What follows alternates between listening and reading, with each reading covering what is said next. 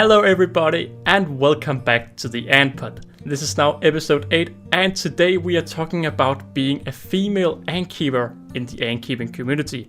Is this normal? Is there lots of women or is it just a few? To help us answer this, I've brought two people in that may help answer these questions and much more. Starting with Ants England. Ants England is a pretty newly started YouTuber, but she has also been on Instagram for quite some time.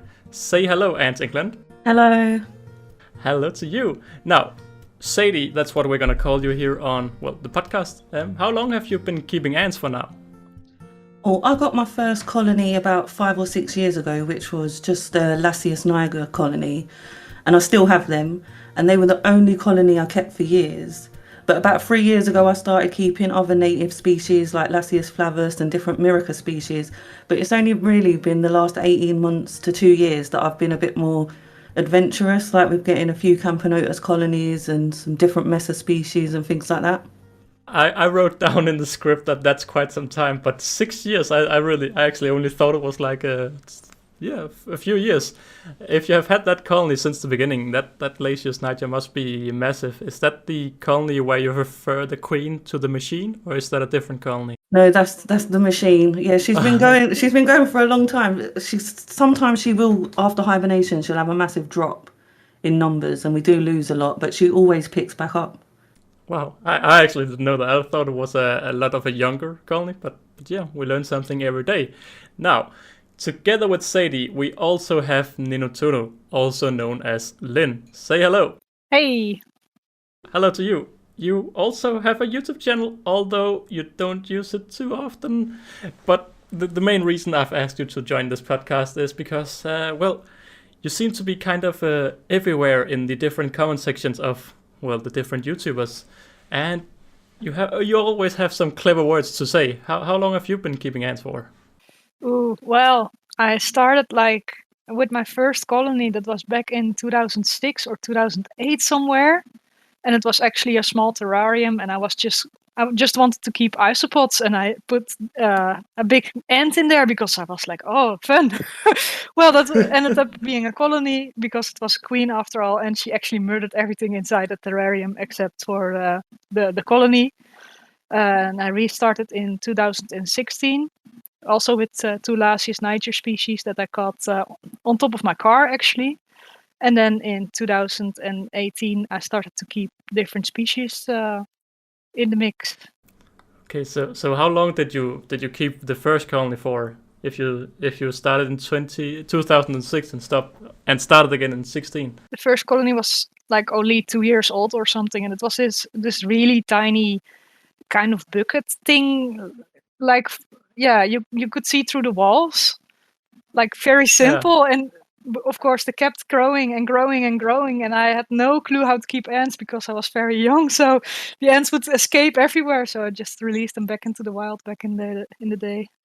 I must say, I love hearing ant stories that are the first stories are always the most fun ones. The ones you don't really expect because you're getting into the hobby and you don't necessarily know what you're getting into. But as we have concluded, you are both female and you're both ant keepers. So let's get right into the questions. Ants Netherlands have asked us, how long have you two been, in the ant keeping community? But I guess we have pretty much answered this, as you have both been, in here for quite some time, actually, a lot longer than I actually expected. So if you want to, before we go on to the next question, if you want to ask one of these questions, you can just head over to the Ant Pod Instagram, where I often make a story about, the upcoming interviews. So, going straight on with the next question, we have the urban ant keeper who asks, do you feel like there's any sexism in the ant keeping community? And let's just start with you, Lynn. Not that I'm aware of, actually.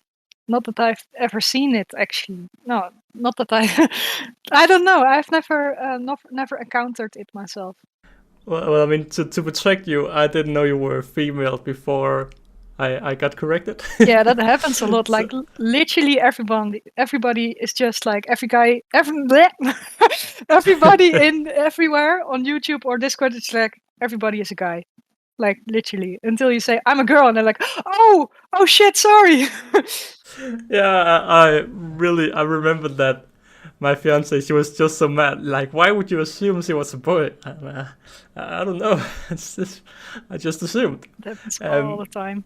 But I must say, Ants England, you're vocal, so it's easy to find out that you are female. Have you experienced any sexism in the ant keeping community? No, it did feel a bit like a bit of a boys' club when I first started, but I think it's just because they're all men. There's hardly any women at all in the community. But like I spoke to Lynn before we did this, and I thought I'll just introduce myself and say hello. And she treated me the same as the guys treated me. They're all lovely. They're all kind. So I've never had any issues personally. I must say that's fantastic to hear. But I guess that's also the perks of having a small community, that we don't really have all of those people that shouldn't really be in the community. So I mean, hopefully it doesn't change over time, but we never know. But going on to the next question, as you have just said, it seems like there's a lot of male ant keepers and boys. Do you think women are less likely to become ant keepers? Starting with you, Sadie. Yeah, I think 100%. I think it's less likely for a female to start ant keeping. But I think that could be down to a lot of people start ant keeping because they watch Ants Canada. And that's all on YouTube. And YouTube's predominantly male. It's like 80% of YouTube watchers are men. So I think women ain't seeing it as much. And then I also think you don't really associate women with creepy crawlies and cutting up roaches and doing all the gross stuff. So I think that's also a part of it. Yeah, that is very true. Do you have anything to add to this, Lynn? Do you think women are less likely to become, ant keepers? Yeah, if you think about it, it is kind of true. I think it's also because some girls are a little bit squeamish and they have something small like an ant and they're afraid they might squish it or lose it somewhere. And indeed, the roaches and cutting up roaches and crickets and everything, you have to have a certain mindset for that, and not everybody has that, I guess. Very true. I recently started my roach farm, and it is something totally different killing a roach than killing a mealworm. I personally hate it a lot more. I'm a lot more to those mealworms, but there's not as much protein in them. But both of you have actually been in ant keeping before Ants Canada really, went crazy. How did you two start ant keeping? Of course, we just heard, Lynn, that you got a queen by mistake. But how did you then re-find the hobby years later? Ooh, tough question. I think there was this guy on YouTube that's called, he used to be called Ants MBS, I think. And his real name is Filenzo. And Filenzo also had colonies and was DIYing and everything. And I found it pretty interesting. And he actually has deleted everything off his YouTube now. So that's kind of sad because he quit ant keeping. He quit. He didn't find it interesting anymore or something. Yeah, it happens sometimes. And I found it pretty amazing that you can go from just a single one to a lot, like I had in the past. And I wanted to retry that, actually. It's actually, it must be, I think it's only the second or third time I've heard somebody get into ant keeping without the help of Ants Canada.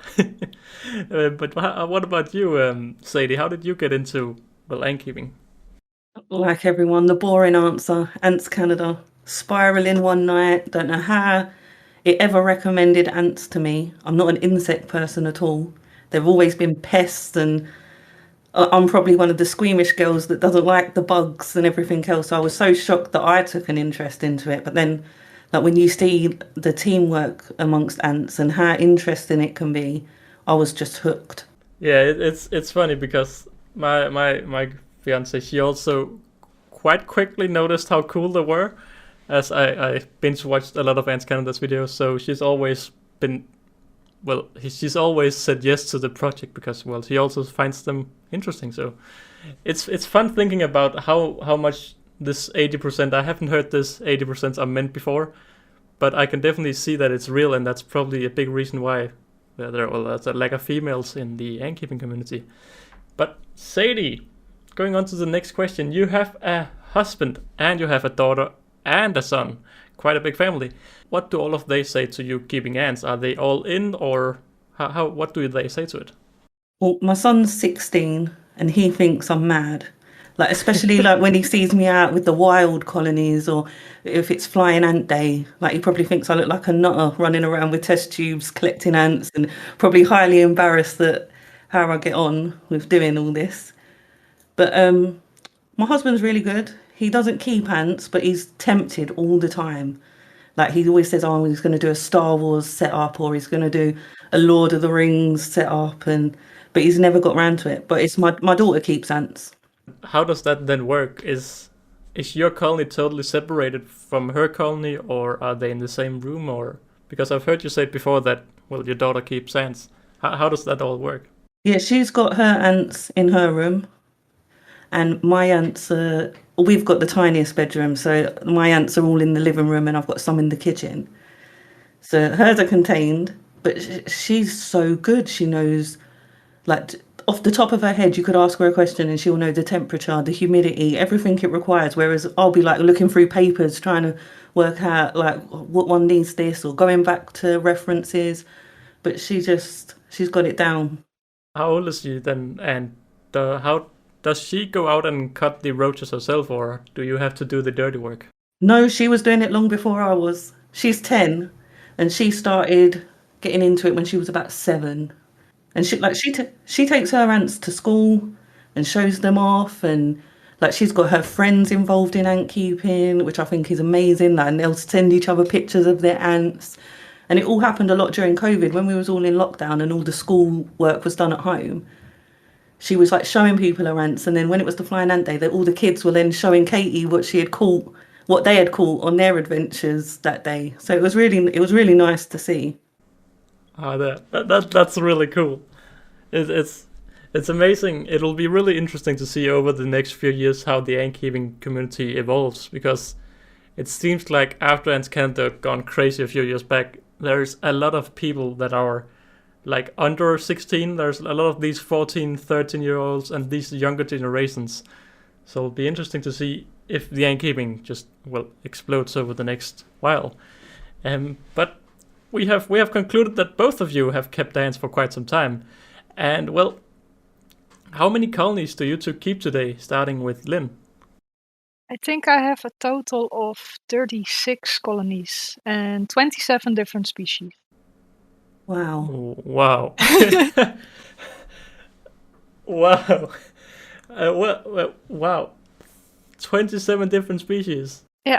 Yeah, pretty much. I'm not going to name them all because I will butcher those names, like literally butcher all of them. What is the worst name then out of all of those 27? Oh, like Fidoli is easy, but then the the mega sepala, I think I don't know Latin. Oh no, it's all good. But wow, 27. How big are then? Are they like founding colonies, or how big are they? Oh, wide range. Well, you probably know my maculatus. Well, my maculatus takes up half the room, and then you have the centellus, and the centellus also takes up half the room. And then I have this big Lasius niger, but I'm actually pretty scared that the queen might have died of that colony, so I have to check that out after hibernation. A bigger Myrmica rubra. Then I actually have some smaller founding colonies that are still test tube size or Tar Heel heart, mini heart size, because I like to keep my ants in those. It's pretty much that actually. I must say I didn't expect you to say 27. But what about you, Sadie? How many colonies do you keep today? If we also count your daughter, how many colonies are in the house? Oh, well, even with my daughters, it's not going to be as impressive as Lynn's number. I have 14 species, and then I think Katie only has 2 different to mine. So together we'd have 16 species, but between us we've probably got around 60 to 70 colonies. But a lot of them are in test tubes, because at the moment... What? A lot of them are in test tubes, but we're doing an experiment at the moment. So we've got multiple Lasius flavus, and we've got like one with 2 queens, all the way up to 8, just to see like the rate of growth difference and see if some queens will just sit back and not do nothing, or if we'll get a big massive colony at the end. But you said 60 founding colonies then. 60 in total, counting all of our originals. Wait, 60 or 16 then? We have 16 species, Okay. but in total we've probably got 60 to 70 colonies. But a lot of them are obviously doubles, and all the doubles are natives. Once more, that's quite insane. I think I have 25 colonies or something in total. So you both have more than me then. Ours go up and down because Katie will get a friend interested in ant keeping, and then she'll be like, "Mom, can I just give my friend this colony?" And then she's going raiding through the drawer and she's looking for a tub for them and substrate for them and everything else. So we do give away a lot as well. Yeah, okay. Well, I must say it's an interesting experience with the delicious flavors, because as far as I can see around, well, the different people I follow, it seems like more than 5 queens and they start eating each other's eggs. Can you see anything of that already, or? So far, it's been so good. We've had one queen die in the 5 queen colony, but they all seem to be laying. And I don't know if that will change later on and they'll pick a dominant one and that'll be the main layer, or whether we'll have a group of them laying. But I can't see all in the 8 colony. I can't see them all laying forever. No, that's really interesting. I still have my 5 queen that then became 4 queens, and now 2 of the queens have like only 2 working legs, so they're just always on the side. But they're still inside the colony. It's really weird.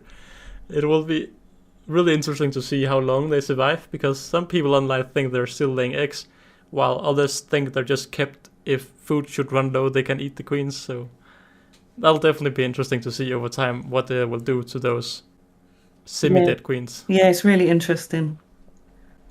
What about you, Lynn? Do you have any experimental colonies at home? Well, besides mangled queens with missing legs and missing antennas. Yeah, that's pretty much it. I think I have a Ligniparda that's been over a year old and still doesn't have any workers because she got sent all over the place by different shops and everything. And she doesn't have a leg and she doesn't have an antenna, and she's still going. She's still trying to raise her brood. So that's the only experiment, I guess, that I have. But she have brood or what? Yeah, she had, when she came to me, she had pupa, but she didn't know what to do with it, so it died. So that's quite sad. And now she has larvae again, so I have pretty high hopes that this time she might open them. And if not, that I hope to be in time so I can open the pupa myself if needed. Yeah, I've often heard about people having to open the pupae by themselves. Have any of you tried it? No, that seems way too fiddly for me. Exactly. What about you, Lynn? Only when I'm too late, usually. Because I think, oh no, it's turning really dark now, and then I try and it's usually already dead. Yeah, I had the same experience. I wanted to. I can't quite remember the colony, but I just saw that the pupae was starting to go black, and I was like, okay, I'm gonna try, but I failed. But maybe the worker was still inside. I'm not sure. But you two, well, you have quite a lot of different species then, and we have nobody ant keepers and the urban ant keeper asking, what is your favorite species? Now that is of course probably one of the hardest questions you can ask an ant keeper. But starting with you, Sadie, what is your favorite species that you keep, and what is your favorite species or dream species that you would like to keep? My favourite species that I keep is going to be the Nicos. They're just so impressive. The rate that they grow, there's just something going on all the time. They're active. You look at the nest one day and then the next day it looks like there's so many more workers and they're constantly doing stuff. They're so exciting to keep. My dream species would be leaf cutters, 100%. Would you then go for the acros or the adder? I would be happy to have either, but I think I'd go for the owl. Okay, you want 11 million workers. Yep, they had them at the local zoo to me, then they don't have them no more. And I'd pay to go into the zoo and I would literally just sit by this ant thing all day, and I could be there for hours. And we couldn't even see the fungus. They had that underneath the setup. So you couldn't see that. You could just see the ants, and you could just see them cutting leaves and carrying them, and I could have been there all day. they are just such an amazing species. But what about you, Lynn? Your favorite species you keep and your dream species? Well, I think my favorite personal species would be Camponotus maculatus. Gorgeous, big, giant, aggressive ants. The queen is beautiful, the workers are beautiful, everything is beautiful, and they grow insane. Like my colony is only a year old and it's already probably over the 2,000 or 3,000 workers. And then my favorite species altogether, or a dream species to keep, would probably be Dinomyrmex gigas, because I love big ants and they are gigantic. You're gonna have to explain a little bit about that one. I actually don't know it. I have a picture like a really pointy ant, but what is that species? Well, they used to be called Camponotus gigas. And actually, I don't know much info on them, actually. Besides that, they're extremely hard to ship because they often get shipped and they actually die in the progress, or the queen eats their eggs and then she dies and stuff like that. But she would be like totally the size of your finger. That's how big the queen is, probably even bigger. And then those workers are also like 2 or 1 digit of your finger. So they're insanely giant and big. And I'm actually not sure how to even keep those, but they are amazing. The idea of keeping them I can hear. but yeah, I must say, I would love to see like a Mimisia or like a really big ant in real life. When I saw the otter queen, I was so mind blown that an ant could be that big. But yeah, maybe one day we can see one. But going on towards the next question, we have Gecko Ants asking, what is the most beautiful species you keep? Now, Lynn, you already answered this a little bit, but can you just say it for the record, what is the most beautiful ant and the species you have? Camponotus maculatus, I think, in my opinion. Nice and simple. Is there a second place? Oh, oh, that's a hard one. I'm not sure. Okay. Yeah. Is there what is the ugliest ant you keep? Is there an ant that's just really ugly then? Because I like big ants, the Tetramorium caspitum is like really tiny, or at least the Ninuturu are really tiny, and that makes me a little bit because they're so tiny and I can't really see them that well. So I guess that's the thing. I completely agree. I wasn't. They are smaller than Lasius niger and smaller than Lasius flavus almost. I was really impressed for how small the Ninuturu were. I did not expect that when I got them. When the Ninuturu arrived. But what about you, Sadie? The most ugly and the most beautiful species you keep? I don't think any of them are ugly. They're all cute. Yeah, that's the right answer. Yeah, but if it's the ones I keep, it would be a toss up between. I'm dreading saying this. Cruentatus. Sorry. Right. They're Camponotus. Cruentatus or something like that. But they've got like the gold butts, the goldy orange bombs. I think they're super pretty. But I'd very recently, they only come the other week, got Camponotus feds, and I think they are stunning. They're like so cute, so pale, almost like a transparent yellow, and it makes their eyes look so big and dark. They're adorable. They are definitely the most beautiful species that I keep. I must say, with that description about the ants, it's so cool that when you get into ant keeping, you notice all of these things. But I can just, when you're saying about the colors and the eyes, I can just see a person just looking like you, like what? But that's the beauty of ants. You don't really notice how beautiful they are until you start really looking at them. Exactly. Now, so as some of you out there may know, the podcast have been lagging just a little bit, and that's mainly just because I really don't have that much time lately. So the podcast will be a little bit shorter today, and I'm also starting a new segment in this podcast to just give it some extra free time. So it's the same questions every single podcast, and it's something I've completely stolen from another podcast, and it's called the Quickfire Round. So the Quickfire Round is, like I said, just 5 questions. That is the same for every single guest, and today we have Sadie and Lynn to answer these 5 questions. So, are you two ready for the Quickfire Round? Yes. sure. Perfect. So starting with Sadie, where are you thinking ant keeping is going over the next few years? Like with a lot of people joining or futuristic smartness, what are you looking the most forward to over the next few years? Well, I'm hoping it gets more and more popular so that it gets to the point where we can just go into a pet shop and just buy a nest, buy an outworld, and get it everything at the pet shop. So that you can still order online, but you can go and view stuff as well. I think there's not the demand for it yet, but hopefully soon. That would definitely be cool, and I can already now imagine the scandals with big companies making a bad nest, like we already have had a bit with the gel farms. What about you, Lind? What are you looking the most forward to with future of ant keeping? Well, I just hope that it will stay as good as it is. Yeah.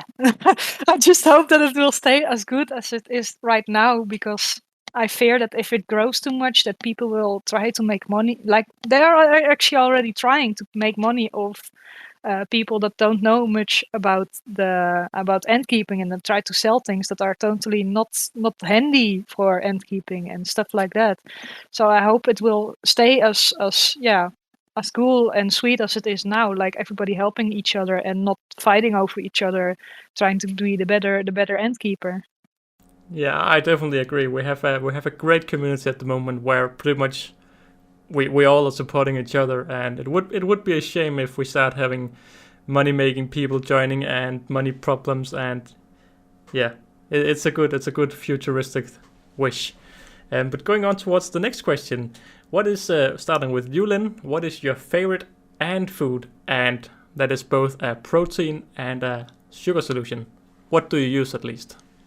I personally use Biformica Sunburst as a sugar solution, because it has, what do you call these? Certain preservatives, so I don't have to be afraid that I accidentally poison or kill my ants, because it actually has happened here in the past, and I fear it happening ever since.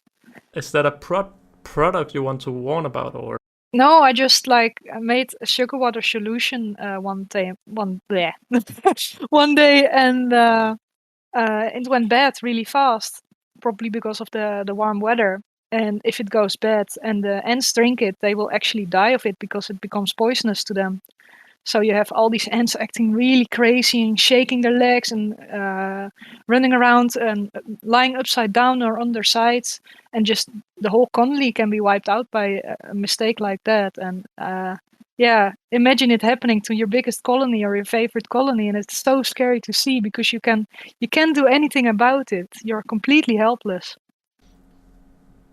Wow. That scares me. Yeah, definitely. That's wow.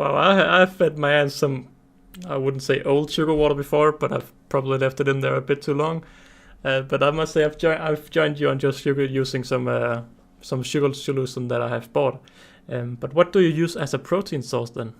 I keep my own roaches, and I breed my own roaches, and I usually, depending on if I can even kill them, because I like my roaches as well, feed my roaches and jelly pots.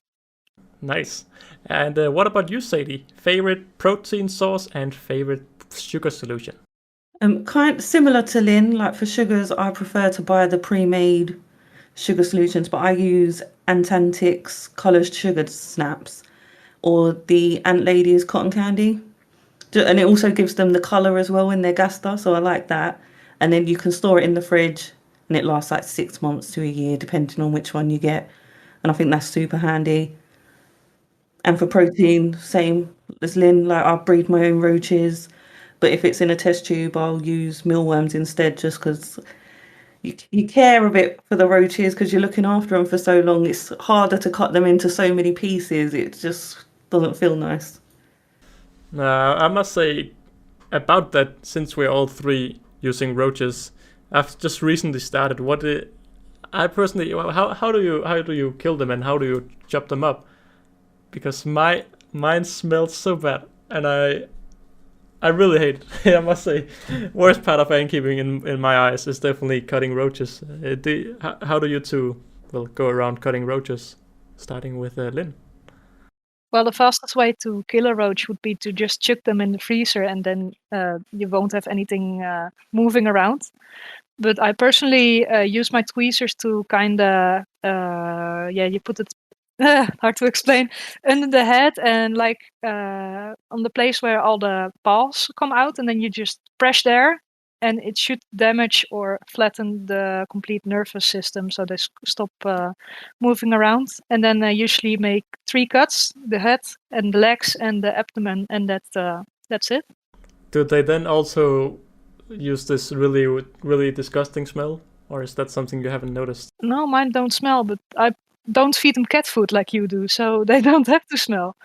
I feed them a special cockroach chow, and that's just powder made from, I think it's kind of a chicken feed. So it has high protein inside of there, and I feed them a lot of apples, so they generally smell sweet. How do you feed them this powder then? I just have this corner of powder, and sometimes I put a little bit of fish food over it because they like the fish food more than the powder, of course. But yeah, it's just in the corner of their enclosure. Interesting. I must say, I thought that the smelly part was something. I got told on when I was on my job that if you step on a roach because they have done it on a vacation, they squirm out this terrible smell, and maybe it's just psychological, but ever since I heard that once I kill a roach, they just smell so terrible. So that weird. I thought it was common. How about you, Sadie? Do you have smelly problems with your roaches? No, mine only eat. They definitely don't eat cat food, but they eat like fresh vegetables, and they eat oats. And now I've heard Lynn talk about this roach powder. I think I'm going to look that up when we get off. Definitely agree on that. Yeah, but mine don't smell. Okay, so I'm gonna go in and remove the cat food after this. That's apparently the tip for today. So don't hear that on the YouTube video where they say give some dog and cat food. Yeah, forgot about that. Okay, so so both of you use bought sugar solutions, and you use roaches. Nice and interesting. Going on towards the next question, what is your biggest regret or mistake since you starting with Sadie? The biggest mistake would have been buying too much unnecessary stuff early on. It was just a total waste. Never ever got around to using it. Ended up giving it away. And yeah, just go slow. When you get your first colony, you need a test tube. That's it. But I had like 20 nests for this one colony that took a year before it even needed a nest. Oh yeah, I have 10 nests or something. I remember I wanted to buy these things for the different colonies, and the different colonies still don't need it now 6 months later. So yeah. Yeah, it's really easy to get carried away. Exactly. They just look so cool, and then you want to put your ants inside, but then they don't grow up to the size they need. What about you, Lynn? Your biggest mistake / regret? That probably would be moving too fast. Like you have this colony and it's tiny in a test tube, and then you right away buy a nest and you want to move them in the nest, and you want to move them in an outworld and big outworld and make everything fancy and move fast and grow strong, and it doesn't work. You want to have the colony so big so fast, and yeah, it just doesn't work that way. You just have to take it slow and keep them in a test tube. The longer the better. But yeah, that's probably, I did that quite a few times actually. I just did it wrong. It's not something to take just for fun. These test tube things are really serious. All my colonies, when I've moved them out of the test tubes, they just haven't done as well as in the test tube. So now just as hard as it is to just keep them in the test tube, in my well, as far as I can see, the colonies just do so much better. But going on towards the next quick fire round, this is not quick at all, but that's just how it is.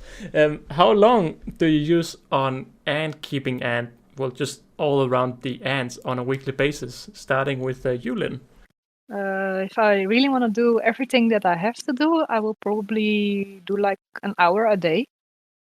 But I usually mix it up because I also have my other pets, and I usually do it all at the same time, so it just jump around from colony to other pet to colony and stuff like that. Okay, so it's around, if you would say, an average of around an hour a day. Yeah. I must say that's quite a lot, but then again, you have quite a lot of colonies. What about you, Sadie?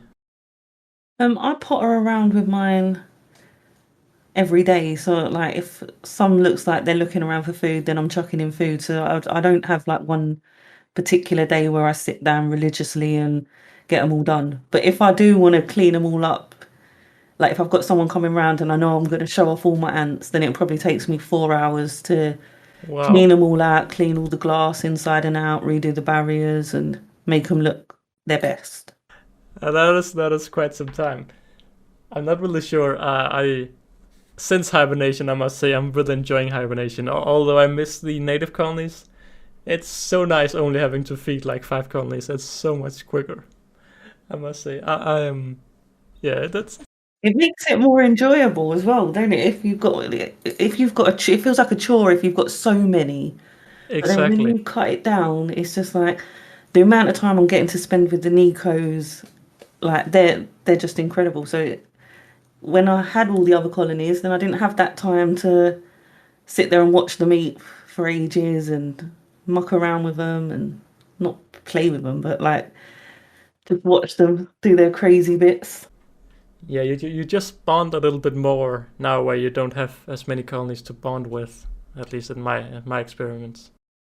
Yeah, and it makes way for all the Christmas decorations and the Christmas tree, getting the natives out into the garage for a while. A little pop-in question then. How many colonies, starting with you, Sadie, do you keep that are exotics? I think I've got about 5 that are about the same as you. I think it's about 5 that I've still got out. But my Messrs Barbarous, I don't hibernate, so they're out as well. So I've got 6 out at the minute. Yeah, I'm gonna disappoint Ants Netherlands if he hears this, because I'm not hibernating my Messrs Barbarous either. I was planning on cooling my ant room to these 19-18 degrees, so they had like a cooler environment. But now I have to leave cutters, and now it's 26 degrees in here. So yeah. That's how it is. What about you, Lynn? How many colonies do you have that are currently not hibernating? 25. And because... Oh my god. Yeah.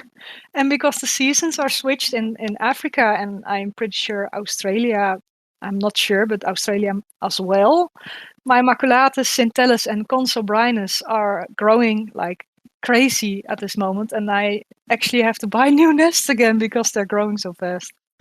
Do you then hibernate them in the summer, or do you just turn off the heating cable, or do you do anything? Because I'm imagining they don't need that much cooling without being sure. Yeah, usually in the summer it's also pretty tricky because the rooms also heat up, so it gets 25 to 30 degrees sometimes inside. But usually they just have lesser brood, so they accept less protein, so that's simpler, I guess. But I don't really do anything like cooling them down or so. Yeah, interesting. Now going on towards the last question in the quick fire round, and the last question, unless some other question pops in. It doesn't have to be ant related at all, but what is your favorite YouTuber? Starting with Sadie. And if we should just make it a little bit harder, favorite. You don't have to say me, by the way. You don't have to say me. But your favorite ant YouTuber and just your favorite YouTuber. Well, this is such a horrible question because I'm friends with so many. Okay. I'm gonna. It's quite hard for me to say who I like the most. But if you have 5 videos to see from the 5 different YouTubers, who would you take in these top? Who would you start with? Oh, I like your videos. I like Antscapes. Obviously, my daughter, she's got a little YouTube channel. She's only done 3 videos though. So she's the Ant Princess. And I like Antshood. And Ant's Knowledge. He's such a clever, like he's only young. I think he's under 16, but he's so clever. And like, I love seeing his videos. He's not a bigger channel as some of the others. But I just love hearing he's got an Irish Italian accent, and I just think it sounds so nice. I could just watch him. No, I'm not even subscribed. I'm now subscribed to him as well. And you can do that. You can still do that. Yeah, I am a subscriber, so everyone go subscribe to him on the chores of Ants England. Is it impossible to say a top YouTuber that you would start watching if you have a video from Ryan and Hood and me and all of these? Is it too hard to say who you would start with? Openly, it's too hard for me to say because I don't want to upset anyone. But Ant Holifer, I will pick you because you were lovely enough to invite me on your channel, and I love how happy you are in all your videos. The same with Ryan. You and Ryan together, I think, is the best combination. Yeah, I love chatting with Ryan. We have like the same mentality. I feel like we have the same happiness. Yeah, you're looking at you two. You just always look happy. I can't imagine either of you sad. And then when you're together, it's like a proper bromance between the two of you. I love it. Loving hearing this. But do you still watch YouTube other than ant-related YouTube? Do you then have a favorite non-ant YouTuber? Oh, I watch weird stuff on the internet. Not weird. We are ant keepers. We are already in the weird department. I would just like to clarify. Yeah, like I'll watch a lot of American politics, and I'll watch police videos and court cases and Karen videos and anything. Okay, a bit all over the place. Now, before we go over to you, Lynn, I would just like to say that I don't have anything against just saying it out loud, because, well, yeah, that's how it is. Personally, I think if I have a video from Ants Hood and Brian and all of these people, I always take Ants Hood in the top, and then aesthetic Ants, and then just whoever like comes to like Ryan or like who comes, because those two are just I'm not gonna lie, Ants Hood, since he got all of these crazy ants, he's just always on the top. I just start with his videos and go from there. Yeah, but he's got a really weird accent. Like, you should remind him that he has got such a weird accent. What? What? You just said before you didn't want to offend anybody. No, he says it about me all the time, so this is payback. Oh, okay. Answered, terrible bloke. Okay. I love him, really. Okay. Did not see this one coming. But what about you, Lynn? Can you pick a favorite ant YouTuber and favorite non-ant YouTuber? Well, I'm probably going to offend you by saying, who is Ryan? Oh, Antscapes. I don't know him, so I probably have to check him out. Yeah. How weird is that? Wait, what? I mean, I stream with him. You do know Antscapes. Don't you know Antscapes? No, I don't. Wow. So that's a first. Oh, wow. He does amazing natural setups. They are beautiful. Wait, what? I thought you were joking. No, really. No, I don't know him, so I have to look him up. I think I have his YouTube open here now, so I'll check it out later. But he was on one of my live streams. I haven't watched that one yet.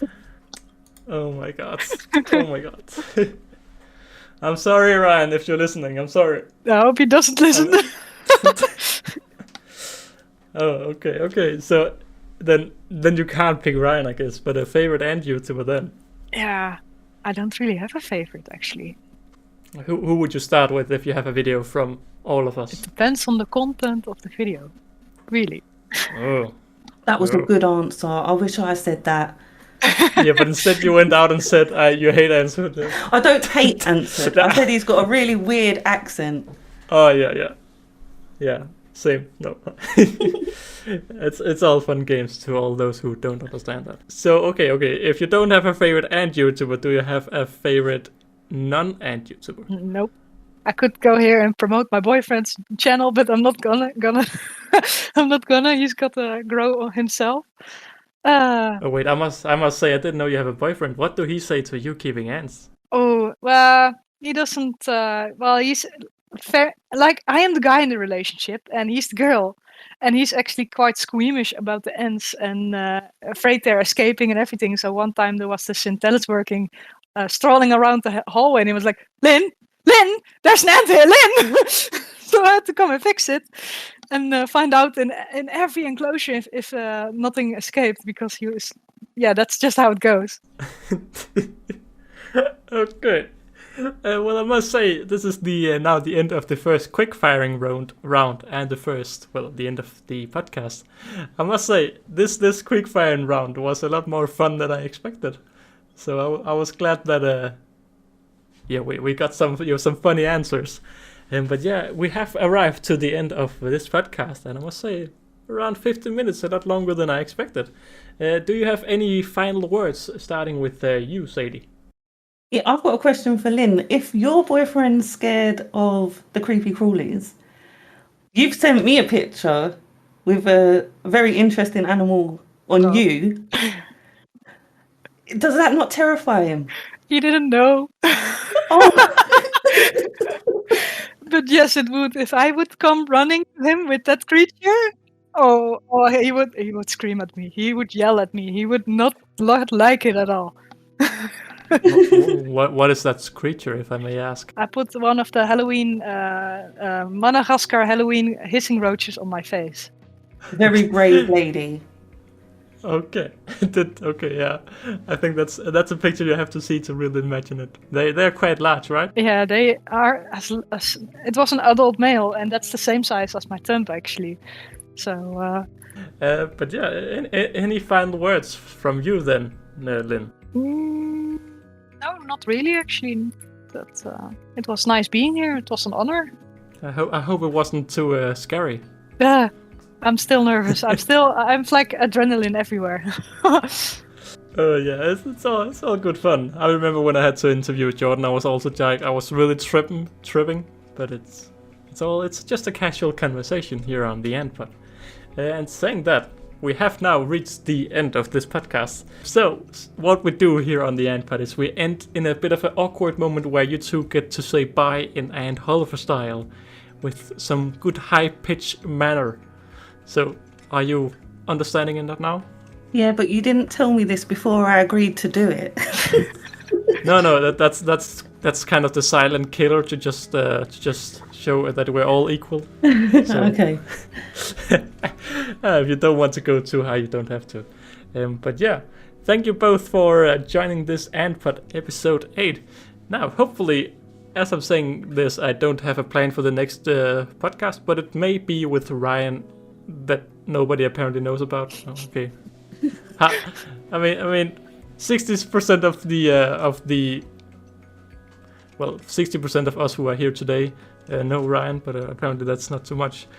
But yeah, maybe it will be with Ryan and Anton Rock about bioactive setups. But yeah, let's go into the bye format, starting with Lynn, and then going to Sadie, and then I'm ending it off. So you two say bye, and then I say bye. Okay? Are you two in on it? Yeah. Yep. Perfect. Starting with Lynn. Bye. And Sadie. Sorry. Wait, hold on. Okay. I think that maybe I should have been on the men's chat, because I don't think I can go high like you two. Right, bye. Nice and simple. And me in the end. Bye.